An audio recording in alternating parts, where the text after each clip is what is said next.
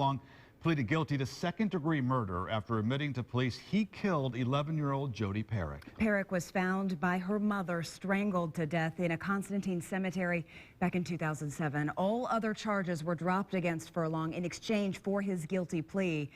Want to get to team coverage of this plea. WSBT-22's Suzanne Spencer was the only local reporter at that hearing, and Kelly Stopczynski just got back from Community Reaction talking with people. Let's begin first with Suzanne.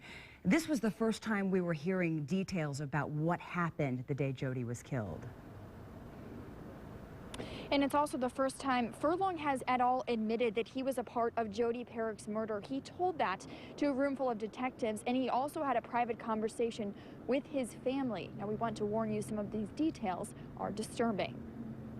I put a bag over her head and killed her. That's what Daniel Furlong said to police when the judge asked how 11-year-old Jodi Parrack was killed. In details just released, Furlong told police he lured Parrack off her bike into his garage. He tied her up, sexually assaulted her, and waited until she died before dumping her body and bike in a Constantine cemetery. But the link between Furlong and Parrack came 8 years later in August of 2015, when police say Furlong lured a 10-year-old girl into his White Pigeon garage, attempted to tie her up with extension cords, and held her at knife point. She got away. DNA swabbed from that case matched DNA found on Parrack's body and clothing. But also in that garage was a list that Furlong made of young children in his neighborhood. In a statement, St. Joseph County Prosecutor John McDonough said he planned what he did to Jodi Parrack and certainly planned to do it again. Furlong's attorney said today is a day for everyone in the community to heal. After 8 years, Dan Furlong decided it was time to do the right thing. And instead of dragging the community and the family and the victims through a long mess, it's just time to come clean, and that's what he did.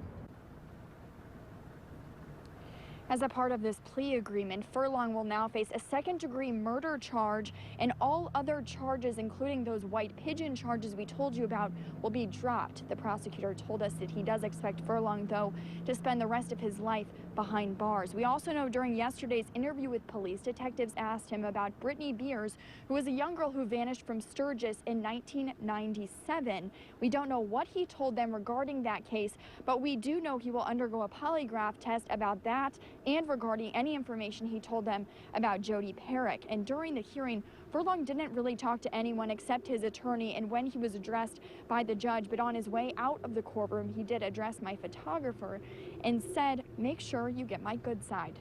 Jen and Rick. All right, Suzanne, thank you very much. Now, WSBT 22's Kelly Stopczynski is